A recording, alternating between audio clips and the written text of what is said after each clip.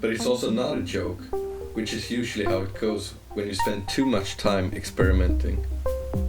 A while back, that subject was fluid dynamics, and I built simulations and I started to connect them to audio in questionable ways.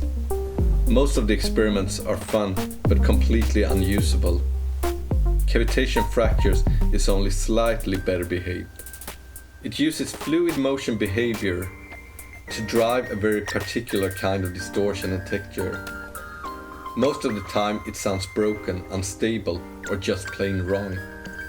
But sometimes that is exactly the point. It works best on sounds with transient movement. That is what makes the effect come alive. The lower row of controls shapes the behavior. Tone controls the brightness, though not always politely. Rupture controls the cavitation eruptions. Mass sets the amount of particle activity. Friction affects the movement of the fluid. Snarl shifts the behavior from noisier texture and more broken frequency following behavior.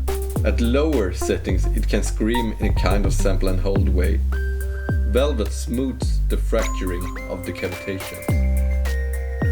Depending on how you set it, you can move from snare wire textures to broken radio territory. Most sound it produces are frankly pretty unusable, but at a lower mix levels inside an effect chain, it can add a lot of interesting dirt and motion to otherwise clean material. It is niche, very niche, but when it fits, it fits. If you find it interesting, go over to unusable.net to check out more information. Thanks for watching.